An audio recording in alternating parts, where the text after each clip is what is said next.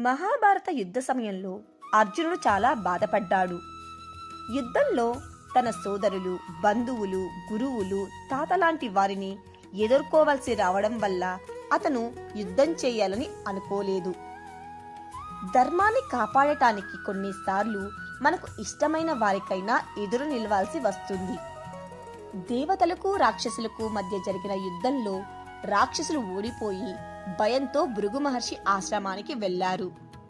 ఆ సమయంలో మహర్షి అక్కడ లేరు. కాని ఆయన భార్య కావ్యమాత రాక్షసులకు అభయమిచ్చి ఆశ్రయం ఇచ్చారు. దేవతలు రాక్షసులను పట్టుకోవటానికి వచ్చినప్పుడు అతిథి దేవో భవ, శరణు కోరిన వారిని రక్షించాలనే ధర్మ ఉద్దేశంతో కావ్యమాత తన తపోబలంతో ఇంద్రుడిని మరియు ఇతర దేవతలను కదలకుండా స్తంభింప చేసింది. ఆమె శక్తుల వల్ల దేవతలు నిస్సహాయులుగా మారిపోయారు.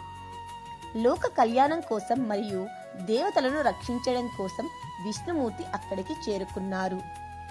కావ్యమాత రాక్షసులను అప్పచెప్పడానికి నిరాకరించడమే కాకుండా తన శక్తితో లోకాలకి కీడు చేస్తున్న రాక్షసులను కాపాడుతుంది.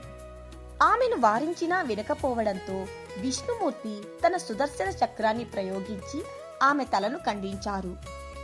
తన భార్యను చంపినందుకు ఆగ్రహించిన భృగు మహర్షి విష్ణుమూర్తికి భూలోకంలో మానవుడిగా జన్మించి భార్యా వియోగాన్ని అనుభవించాలని శపించారు.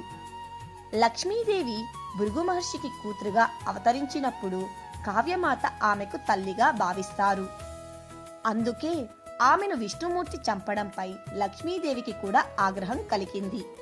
జీవితంలో చేసిన చిన్న తప్పుకైనా సరే ఆ కర్మని అనుభవించక తప్పదు పార్దా. చివరికి నేనైనా సరే ఆ కర్మని అనుభవించాలి పార్దా.